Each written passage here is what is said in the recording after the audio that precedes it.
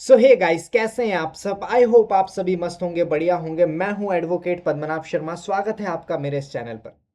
देखिए, आज का जो वीडियो है काफ़ी इंटरेस्टिंग है। 4 महीने पहले अंकुर वारी को सभी उनको जानते हैं, काफ़ी बढ़िया कंटेंट क्रिएट करते हैं फाइनेंशियल और इन सब चीज़ों पर। उन्होंने वीडियो बनाई the harsh reality of law degrees in India पर, और इसी वीडियो पर हम रिएक्टिंग वीडियो हमारी बनाना चाह रहे हैं, क्योंकि वो कह रहे हैं that becoming a lawyer is in India is a trap. और उन्होंने सारी चीज़ें डिस्कस करी है। वीडियो बहुत सारे लोगों ने देखी और मुझे भी रीच आउट किया कि सर इस पर आप एक रिएक्टिंग वीडियो बनाओ, आपका क्या ओपिनियन है इस पर। देखिए, तो वो क्योंकि बहुत सारे लोगों ने मुझसे ये भी पूछा, लॉ स्टूडेंट्स ने, कि भैया आप बताइए, क्या हमने लॉ में आकर सबसे बड़ी गलती कर दी अगर कुछ इस तरीके की हार्श रियलिटी है तो उसी पर मैं रिएक्टिंग वीडियो और उन्हीं के सवालों के जवाब मैं देना चाह रहा हूँ। और बहुत सारे स्टूडेंट्स पैनिक इसी की वजह से हुए, इसी वीडियो की वजह से हुए, the harsh reality of law degrees in India, जो बनाई गई अंकुर वारिको जी के द्वारा। देखिए, इस वीडियो में उन्होंने कुछ ऐसे नंबर्स और स्टैटिस्टिक्स रखे हैं जिससे सुनकर किसी भी लॉ स्टूडेंट को रातों की नींद ना आए भाई। ठीक है, उन्होंने बोल दिया कि अगर आप टॉप 25 एनएलयूज से हैं तो आपकी डिग्री की वैल्यू लगभग जीरो है, ये उन्होंने कहा। ठीक है, आपकी डिग्री की वैल्यू लगभग जीरो है। और मैंने ये पूरी वीडियो देखी उनकी, और सच बताऊं, एक आउटसाइडर के पॉइंट ऑफ व्यू से अगर मैं बताऊं तो अंकुर वारी को गलत नहीं है। लेकिन एक लॉयर और प्रैक्टिशनर के पॉइंट ऑफ व्यू से अगर मैं कहूं तो उनसे एक ऐसा बड़ा सच भी मिस हो गया है जो आपकी पूरी लाइफ बदल सकता है। तो आज हम कोई यहाँ ज्ञान बांटने नहीं आए हैं, ना कोई शुगर कोटिंग करेंगे। अंकुर वारिको की इस वीडियो को सामने रखकर अनफिल्टर्ड और ग्राउंड लेवल सच बात करने वाले हैं। देखिए, सबसे पहले उन बातों की बात करते हैं जहां अंकुर वारिको 100% सही है, और हमें यह एक्सेप्ट करना ही पड़ेगा जो उन्होंने उनकी वीडियो में कहा। उन्होंने वीडियो में बताया कि इंडिया में टोटल 1924 लॉ कॉलेजेस हैं। हर साल 1 लाख से ज्यादा बच्चे ग्रेजुएट होते हैं, लेकिन एनएलयूज से सिर्फ 4,000।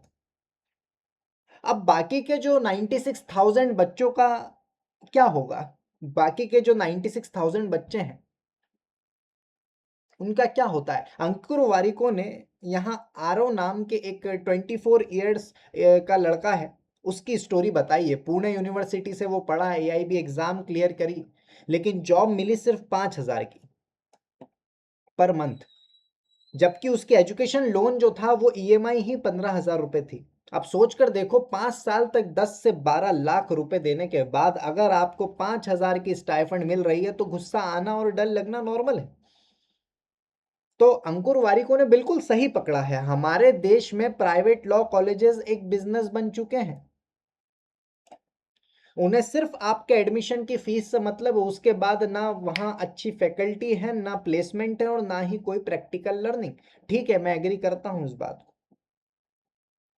लेकिन दोस्तों, अब आती है सबसे मेन बात, अंकुर वारिको ने गलती कहाँ की। उन्होंने लॉ को एक नॉर्मल बीटेक और एमबीए या आईटी जॉब की तरह देखा है। उनकी वीडियो में उन्होंने बताया, जहां आप कॉलेज से निकले, 9 to 5 की जॉब पकड़ी और पहले मंथ से ही आपको 50,000 की नौकरी सैलरी आने लगी। बट मैं कहूंगा कि लॉ ऐसे काम नहीं करता सर। देखिए, लॉ कोई 9 to 5 जॉब नहीं है। लॉ एक क्राफ्ट है, एक स्किल है। लॉ एक क्राफ्ट है, एक स्किल है। जब आप 22 से 23 साल के होते हो ना, जब आप 22 से 23 साल के होते हो और कॉलेज से निकलते हो, तो ऑनेस्टली बताओ, मेरा आपसे सवाल है कि क्या आपको कोर्ट में पहला केस आर्ग्यू करना आता है? आता है क्या? At 22, fresh out of colleges, nobody can actually argue case और draft an air tight contract act. नहीं आता होगा। क्या आपको सच में एक एयर टाइट कॉन्ट्रैक्ट ड्राफ्ट करना आता है? नहीं आता। शुरुआत के 2 साल शुरुआत के 2 साल जो सीनियर आपको 5,000 से 8,000 देता है एज एन स्टाइफंड, मैं तो कहता हूं वो भी नहीं देता होगा, और देता है तो उसके बहुत बड़ी बात है। बट अगर कोई देता भी है तो वो आपकी सैलरी नहीं होती, वो एक तरह से लर्निंग अलाउंस होता है। क्या होता है? It's an learning allowance. कि आप उनके चैम्बर में बैठकर ट्रेड सीक्रेट्स सीख रहे हो। अब यहां अंकुर वारिको ने बताया कि शुरुआत में पैसा कम है, बिल्कुल सही, मैं मानता हूं उनकी बात को कि शुरुआत में पैसा बहुत कम है, नी के बराबर है या आपको मिलता ही नहीं है। लेकिन उन्होंने ये नहीं बताया कि 5 साल बाद लॉ में अर्निंग की कोई अपर लिमिट ही नहीं है, कोई अपर लिमिट नहीं है। आप देखिए एक सीनियर लॉयर की सिंगल अपीयरेंस की फीस 2 से 5 लाख या 5 लाख से 20 लाख तक के मैंने देखी है। तो कॉरपोरेट लॉ की अगर बात करें, आईटी की बात करें या बीटेक की बात करें, जो आपने कंपैरिजन किया लॉ से, यहां पर हम अगर इन कोर्सेस की बात करते हैं तो आपकी ग्रोथ लीनियर होती है, लीनियर ग्रोथ है आपकी ऐसे सब्जेक्ट्स में, ऐसे कोर्सेज में। लेकिन लॉ में शुरुआत के 3 साल, शुरुआत के 5 साल कह दो, आप ग्राफ में नीचे रहोगे और उसके बाद आपका ग्राफ सीधा एक्सपोनेंशियल ऊपर जाएगा। ठीक है, एक्सपोनेंशियल ऊपर जाता है। द फर्स्ट 3 years या मैं 5 साल कह दूं, you sit low on the graph, आप नीचे ही रहोगे। बट जैसे जैसे साल बढ़ेंगे आपको एक्सपीरियंस आते जाएगा, it goes exponential with no upper ceiling, जिसकी कोई अपर सीलिंग नहीं है। और ये मैंने बताया है इसे ही आपको कि आप देखिए यहां पर किस तरीके की इनकी अब एक अपीयरेंस की फीस रहती है भाई, आप समझ रहे हो बात। और यही नहीं, वारिको ने यहाँ जुडिशरी और एआई की भी बात की है उनकी वीडियो में, लेकिन उनका रियल जो पेन था वो सिर्फ एक लॉ स्टूडेंट ही समझ सकता है। देखो, पहला जो है, आप लॉ स्टूडेंट हैं जो आप देख रहे हैं, ये पेन आपको भी पता होगा। जुडिशरी का नया 3 ईयर का प्रैक्टिस रूल। अब एक बच्चा पहले 3 साल काम स्टाइफंड पर प्रैक्टिस करेगा, फिर 2 साल जुडिशरी की तैयारी करेगा, यानी 27 से 28 साल की एज तक फाइनेंशियल अनसर्टेनिटी है उन बच्चों का, क्या जिनके ऊपर घर की जिम्मेदारी हो। ठीक है, दूसरा नेपोटिज्म। कोर्ट रूम में रेफरेंस और फेस वैल्यू चलता है, मानता हूं मैं। अगर फादर लॉयर हैं तो ऑफिस और क्लाइंट्स पक्का पकाया, आपको पका पकाया मिलता है। लेकिन अगर आप फर्स्ट जनरेशन लॉयर हो तो आपको जमीन से शुरू करना पड़ती है, एक बहुत ही निचले स्तर से आपको स्टार्ट करना पड़ता है। तीसरा, एआई फैक्टर जो है, डॉक्यूमेंट स्क्रीनिंग और बेसिक ड्राफ्टिंग अब एआई कर रहा है। इसका मतलब लॉ फर्म सब एंट्री लेवल जूनियर्स को कम हायर कर रही है। तो सवाल यह है कि अगर आप किसी लोकल कॉलेज से हो, नॉन एनएलयू से हो और फर्स्ट जनरेशन लॉयर हो, तो क्या आपका करियर खत्म है? क्या आपको फील्डिंग छोड़ देनी चाहिए? अगर इतनी सब प्रॉब्लम है तो क्या आपको वो फील्डिंग में कूदना चाहिए या नहीं, या छोड़ देना चाहिए? देखिए, मैं कहता हूं, मेरा जवाब है बिल्कुल नहीं भाई। अगर आपका यह सवाल है मुझसे तो मैं कहता हूं बिल्कुल नहीं छोड़ना है।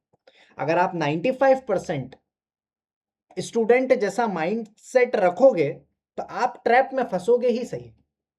लेकिन अगर आप टॉप 5% में आना चाहते हो तो अंकुर वारिको की बात सुनकर रोने के बजाय ये 4 काम आज से शुरू कर दो।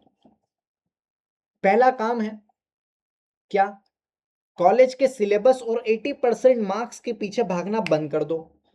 सीनियर्स या आप इंटर्नशिप में जाते हो, प्रैक्टिस इनिशियल लेवल पे स्टार्ट करते हो, तो सीनियर्स को आपके डिग्री के मार्क्स से नहीं फर्क पड़ता है, आपकी बैरेक्ट की समझ क्या है और ड्राफ्टिंग स्पीड क्या है। उसको ड्राफ्टिंग स्पीड चाहिए, आपको बैरेक्ट की समझ होना चाहिए, किस सेक्शन में क्या लिखा है, आर्ग्यूमेंट बनाना आना चाहिए, डिफेंस बनाना आना चाहिए। कितनी आपकी बैरेक्ट में समझ है प्रोसीजरल लॉज की अगर मैं बात करूं, सीपीसी हो गया, सीआरपीसी जिसको बीएनएसएस कह रहे हैं, एविडेंस हो गया जिसको बीएसए कह रहे हैं, इनको घोल कर पी जाओ। और अगर आप एक फ्रेश लॉ स्टूडेंट हो, अगर आपको बैरेक्ट मास्टर करनी है तो मेरा इस पर मैंने कोर्स भी बना रखा है, बैरेक्ट मास्टरी कोर्स, बैर एक्ट मास्टरी कोर्स, BAM मैंने बना रखा है, जिसमें मैं स्टूडेंट माइंडसेट से लॉयर माइंडसेट पर शिफ्ट करवाना चाह रहा हूं लोगों को, कि एक बैरेक्ट को कैसे रीड किया जाता है एक लॉयर माइंडसेट की तरह। वो मैंने उस कोर्स में बताया। कोर्स की प्राइस ओनली 499 रुपीज है। ठीक है, अगर आपको इनरोल होना हो, नीचे डिस्क्रिप्शन में लिंक है, आप कर सकते हो। और it's a very important thing, कोई भी ये कोर्स लेकर नहीं आया होगा, ठीक है, तो अगर आपको इस कोर्स में एनरोल करना हो तो डायरेक्ट में मास्टरी हासिल करना है, एक लॉयर माइंडसेट से डायरेक्ट को कैसे रीड किया जाता है, क्या उसकी इंपॉर्टेंस होती है, 500 रुपये आई थिंक इन्वेस्ट करना कोई बहुत बड़ी बात नहीं होगी आपकी फील्ड में। तो लिंक नीचे डिस्क्रिप्शन में दे रखी है, एनरोल होइए और मिलते हैं उस कोर्स में। एनीवेज, तो पहली जो चीज आपको मास्टर करनी है वो डायरेक्ट है। दूसरा काम आपको करना है, पिक अ नीश। देखिए, हर जगह मैं कहूंगा जाने की कोशिश मत करिए। एक जेनरिक सिविल और क्रिमिनल में हजारों लोग हैं। आप जो है corporate compliance, data privacy, arbitration, IP law जैसे हाई पेइंग सेक्टर्स पर भी फोकस कर सकते हैं अगर आपको इंटरेस्ट हो तो एक निश डिसाइड कर लो। और वैसे अगर आप तो नए हैं, अगर आप ऑनगोइंग आपका लॉ स्कूल चल रहा है, तो मैं तो ये भी कहूंगा कि आप निश भी डिसाइड मत करिए। अभी तो आप एक्सप्लोर मारिए, अभी आप एक्सप्लोर मारिए भाई। आप अभी से मत डिसाइड करिए कि सिविल में जाना है, क्रिमिनल में जाना है या क्या करना है। ठीक है, अगर आप डिसाइड करते हैं तो वो आपका है, आपके ऊपर है कि मुझे आईपी लॉ में ही फोकस करना है, तो मैं उसी फर्म में जाऊं जो वहाँ वो सिखा रहे हो, वो एक अलग है। बट मेरा, अगर कोर्ट जाते हो, आप कोर्ट लिटिगेशन चूज करते हो, तो सिविल करना है या क्रिमिनल, ये अभी देखना बंद कर दो, एक्सप्लोर करो। तीसरा काम आपको करना है, build an online presence. Build an online presence, online presence बनाओ भाई। लिंक्डइन पर सुप्रीम कोर्ट और हाई कोर्ट के रिसेंट जजमेंट्स पर अपने एनालिसिस डालो। मैं ये कहता हूं कि जब कोई सीनियर लॉयर या लॉ फर्म पार्टनर आपके पोस्ट देखेगा तो उसे पता चलेगा कि इस बच्चे में दिमाग है भाई। ठीक है, सो बिल्ड एन ऑनलाइन प्रेजेंस। चौथा काम क्या करना है, चेज हाई वैल्यू इंटर्नशिप। और ये जो मैं चीज बता रहा हूं, ये आपको लॉ स्कूल के दौरान ही करना है। ठीक है, हाई वैल्यू इंटर्नशिप्स करो। छोटे मोटे ब्लॉग्स पर आर्टिकल लिखने के बजाय अच्छी पब्लिकेशन या मूड्स पर ध्यान दो, मूड कोर्ट्स पर ध्यान दो। आपकी सीवी में अगर दम होगा ना, तो एनएलयू का टैग अपने आप छोटा पड़ जाता है। अगर आपके पास स्किल है और एनएलयू वाला व्यक्ति भी हो, तो आप उसको भी पछाड़ सकते हो। तो आई होप समझ में आया हो। Game plan is this, 4 things to start today. आज से स्टार्ट कर दो। और अगर आप नहीं करते हो तो फिर मैं कहता हूं कि हाँ, ट्रैप में फंसते जा रहे हो। तो रैप अप करते हैं। क्या इंडिया में लॉयर बनना या लॉ करना एक ट्रैप है? इसका जवाब दे दूं मैं आपको। देखिए, अगर आप ये सोचकर लॉ स्कूल आए थे कि 22 साल की उम्र में बिना घिसाते हुए 1 लाख की सैलरी आपको मिलेगी, एसी का ऑफिस मिलेगा होगा और एसी रूम में आराम होगा, तो यस, अंकुर वारिको बिल्कुल सही है, आपके लिए ये एक ट्रैप है। अंकुर वारिको जो कह रहे हैं वो सही है, ये एक ट्रैप है। मैं कहूंगा जो उन्होंने बात कही कि ये एक ट्रैप है, मैं उससे एग्री करता हूं। अगर आप ऐसा सोचते हैं, आप अगर ऐसा एक्सपेक्ट करते हैं जो ये लाइन लिखी है। लेकिन अगर आपको पता है कि लॉ एक डिलेड ग्रेटिफिकेशन का गेम है, जहां शुरुआत के 3 से 5 साल की मेहनत आपको अगले 30 साल तक ऐसा करियर देगी जिसको कोई एआई, जिसको कोई ले ऑफ और ना कोई बॉस आपसे छीन सकता हो। तो दोस्तों, लॉ आज भी इस देश का सबसे पावरफुल प्रोफेशन है, मैं ये कहूंगा आज भी, आज मैं भी कहता हूं। ठीक है, law is a game of delayed gratification. ठीक है, इसलिए मैं कहता हूं it's still one of the most powerful profession in the country. तो आपका क्या मानना है? मेरा इतना कहना था, आपका क्या मानना है? क्या आप भी कॉलेज में ये टेंशन फील कर रहे हो? मुझे नीचे कमेंट में खुलकर बताओ। वीडियो अच्छी लगी हो तो दोस्तों से शेयर करो और चैनल को सब्सक्राइब करना मत भूलिएगा। If you want to master the bare act, how to read the bare act एक लॉयर के पर्सपेक्टिव से, और बैरेक्ट को कैसे रीड किया जाता है, वो अगर वहाँ आपको कोर्स में एनरोल होना हो, जिसकी प्राइसिंग मैंने आपको बता दी, लिंक डिस्क्रिप्शन में है, नीचे मेरा ऐप है लीगल पाथ नाम से, डाउनलोड कर लीजिए।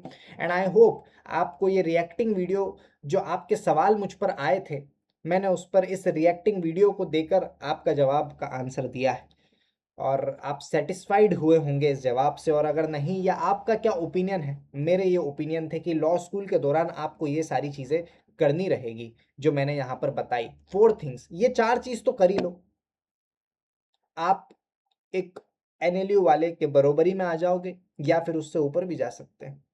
मिलता हूँ आपसे अगली वीडियो में किसी इंटरेस्टिंग टॉपिक के साथ। तब तक के लिए जय हिंद, जय Bharat. Thank you so much for watching this video.